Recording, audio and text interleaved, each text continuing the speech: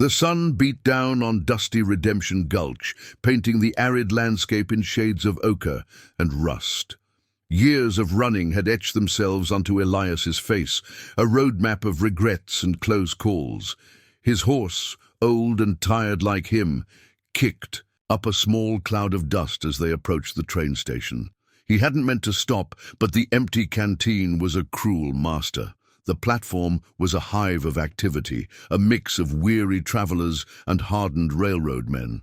Elias's gaze, usually dismissive, snagged on something out of place. A woman, her face smudged with dirt and despair, was shackled to a wooden post. Her eyes, a startling blue against her grimy face, held a silent plea that hit Elias like a physical blow. Two burly men, their faces hardened by years of rough living, loitered nearby, their leering smiles a testament to her predicament. A flicker of the past, a forgotten ghost, stirred within Elias. He'd seen enough injustice in his life to fill a cemetery, and usually he rode on. But those eyes, they held a raw vulnerability that chipped away at his hardened exterior. He felt for the weight of his revolver, a familiar comfort. One bullet. Just one. He'd been saving it, perhaps for a quick end if things got too rough, or maybe for a final act of defiance. Now, it felt like his only chance to silence the nagging voice of his conscience. He moved slowly, deliberately, his hand never leaving the grip of his pistol. The air was thick with the smell of coal smoke and dry earth. A train whistle pierced the silence, a shrill promise of departure. He knew he had to act, and fast. The men noticed him, their smiles fading into suspicious glares. One of them, a mountain of a man with a scarred cheek, took a step forward. "Lost, stranger?" he sneered, his hand dropping to his own sidearm. Elias said nothing. His eyes were fixed on the woman, on the glint of the chain that bound her. He pulled out his revolver, the click of the hammer echoing unnaturally loud in the sudden stillness. The scarred man's eyes widened, a flicker of fear in their depths. Elias aimed not at the men, but at the chain. The shot cracked through the air, sharp and decisive. The chain snapped, fragments of metal scattering across the platform. The woman stumbled forward, free, her eyes wide with a mixture of shock and gratitude. The two men, momentarily stunned, reacted with a guttural roar. Elias holstered his empty revolver, his gaze sweeping over the crowd. Panic erupted. Travelers screamed, scrambling for cover. The train, as if startled by the gunshot, began to pull away, its wheels grinding. "Get on the train!" Elias barked, pushing the dazed woman towards the moving cars. He didn't wait for an answer, simply shoved her towards the open door of a passenger car. The scarred man lunged, a knife glinting in his hand. Elias sidestepped, a blur of motion, and delivered a swift, brutal punch to the jaw. The man crumpled. His companion hesitated, then turned and fled into the swirling dust. Elias scrambled onto the last car, his heart pounding a frantic rhythm against his ribs. He pulled the woman inside, the rush of air from the accelerating train a temporary balm. He leaned against the wall, chest heaving, the taste of dust and adrenaline in his mouth. He was out of bullets, on a train to nowhere, with a woman whose freedom he'd bought with his last act of defiance. The past was catching up, and the future was a vast, unforgiving unknown. The train rattled on, a rhythmic beat against the silence of the passenger car.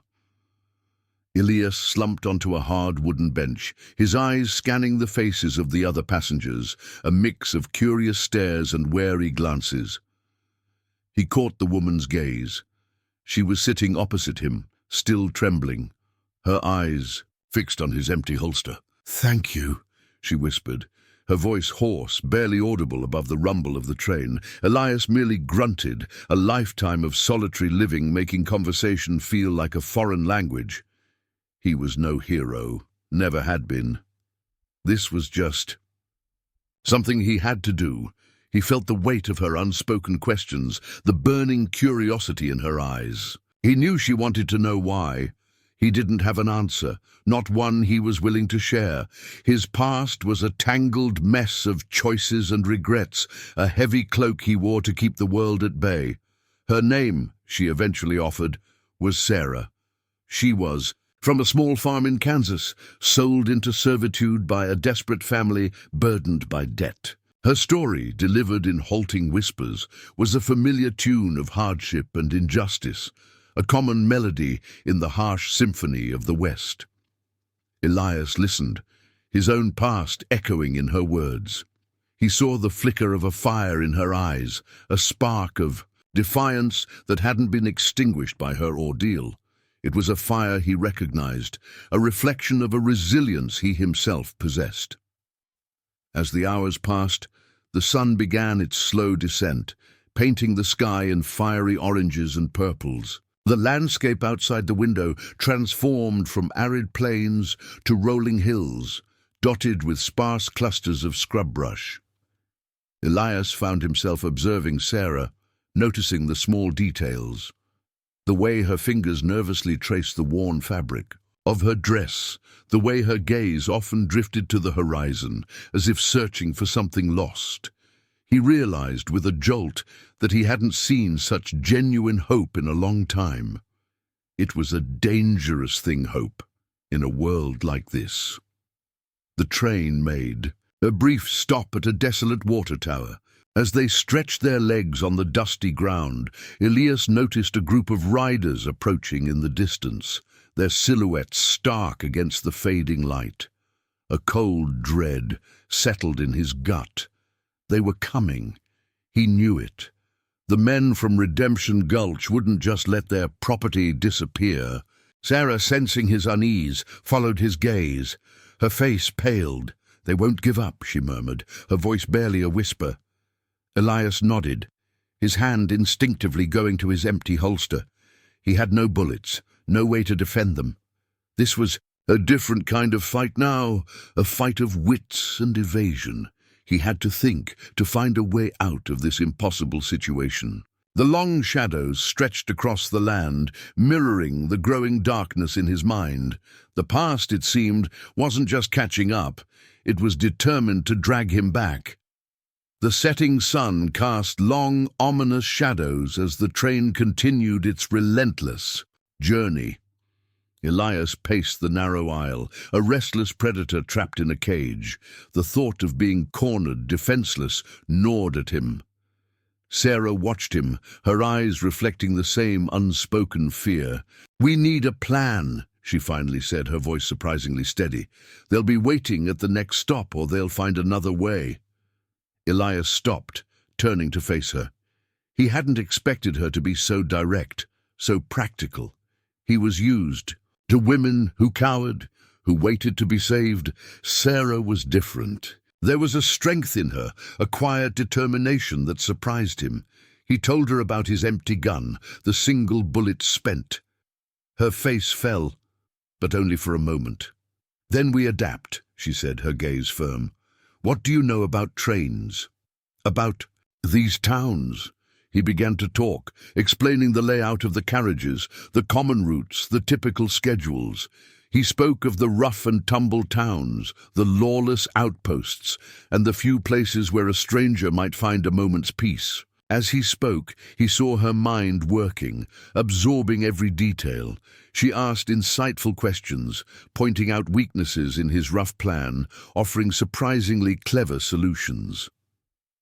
"What if we jump?" she proposed, her eyes gleaming with a desperate hope. Before they reach the next major stop, there must be a place, a spot where the train slows down, where the land isn't too harsh. Elias considered it. It was a desperate gamble, a leap of faith into the unknown, but it might be their only chance. He remembered a stretch of track just before the winding canyons where the train often slowed to navigate a sharp curve. The terrain there was rocky but offered cover. "It's risky," he warned, his voice grim. "A fall could break bones, or worse." "Staying on this train is a death sentence," she retorted, her voice firm. "We take the risk." They spent the next hour meticulously planning their escape. Sarah, despite her harrowing ordeal, showed remarkable composure. She pointed out details Elias, in his solitary existence, might have overlooked: the placement of emergency brakes, the potential for a small, hidden storage compartment in their car, even the possibility of using loose cargo as a makeshift shield. As darkness descended, the train's rhythm became a lullaby of impending danger. The other passengers had mostly retreated into their own worlds, unaware of the desperate gambit unfolding before them. Elias felt a strange sense of companionship with Sarah, a quiet understanding born of shared peril. He realized he hadn't truly relied on anyone in years, and the feeling, though unsettling, wasn't entirely unpleasant. The air grew colder, and the moon, a sliver of silver, appeared in the ink-black sky. They knew their window of opportunity was fast approaching. The train began to slow, the wheels grinding against the tracks as it approached the curve. This was it, their only chance. Elias looked at Sarah, a silent question in his eyes. She met his gaze, a flicker of fear, but also a fierce determination. They were in this together now, two strangers bound by a single, desperate act of defiance. The wind howled past their ears, a furious symphony as Elias held Sarah's hand, bracing himself for the jump. The train slowed further, groaning around the curve. He gave her a decisive nod. Now! They leapt into the darkness, a tangled heap of limbs and desperate hope. The impact was jarring, sending a searing pain through Elias's arm as they tumbled down a short embankment, landing in a tangle of thorny bushes. Dust filled their mouths, and the acrid smell of dry earth assaulted their senses. The train's mournful whistle faded into the distance, leaving them in an unsettling silence. Elias pushed himself up, wincing. His arm throbbed, a dull ache that promised a bruise. He found Sarah beside him, coughing but otherwise unharmed. She looked up at him, her eyes wide with a mixture of fear and triumph. "We did it," she whispered, a shaky laugh escaping her lips. They spent the rest of the night walking, guided by the faint moonlight and the distant glimmer of stars. The terrain was unforgiving, rocky and uneven, but the freedom of the open air was a potent balm. Elias, despite his pain, felt a strange lightness, a burden lifted. For the first time in years, he wasn't just running from something, he was running towards something, even if he didn't know what that something was yet. As dawn broke, painting the sky in soft hues of pink and gold, they stumbled upon a small, isolated cabin nestled beside a trickling stream. Smoke curled lazily from its chimney, a welcoming sign in the vast wilderness. A grizzled old man, his face weathered by years of sun and wind, emerged from the cabin, a shotgun casually slung over his shoulder. He eyed them with suspicion, but something in Elias's weary posture, or perhaps Sarah's determined gaze, seemed to soften his stance. They explained their predicament, omitting the finer details of their pursuers, focusing instead on their need for refuge. The old man, a solitary trapper named Silas, listened without judgment, offering them hot coffee and a place to rest. He seemed to understand the silent language of desperation that often permeated the West. As the days turned into a week, a fragile sense of normalcy settled over them. Elias's arm healed, and Sarah slowly regained her strength, the shadow of her ordeal gradually receding. They spoke little of their pasts, a silent agreement to let the wounds heal. Instead, they focused on the present, on the simple tasks of survival, gathering firewood, hunting small game, sharing stories of the day's quiet events. Elias found himself observing Sarah not as a burden, but as a companion. Her resilience was a constant source of quiet inspiration. She possessed a deep well of kindness, a genuine empathy that touched something dormant within him. He found himself laughing more, a sound he hadn't heard from his own throat in years. He even started to teach her how to shoot, using an old rifle Silas kept in the cabin, a silent promise to protect her, even without his own revolver.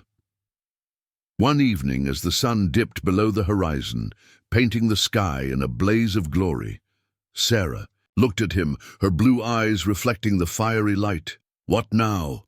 she asked, her voice soft. Elias looked out at the endless expanse of the west, the mountains looming in the distance, promising new beginnings. He didn't have all the answers. The world was still a dangerous place, and the past was a shadow that never truly disappeared. But he had Sarah, and he had a new sense of purpose, a purpose born from a single bullet and a desperate act of compassion. "We keep going," he said, a quiet resolve in his voice. "We keep moving forward, together." The road ahead was uncertain, but for the first time in a long time, Elias felt a flicker of hope, a fragile seed of a future he hadn't dared to imagine. It was a new horizon, not just for them, but for the hardened soul of a man who had finally found his redemption.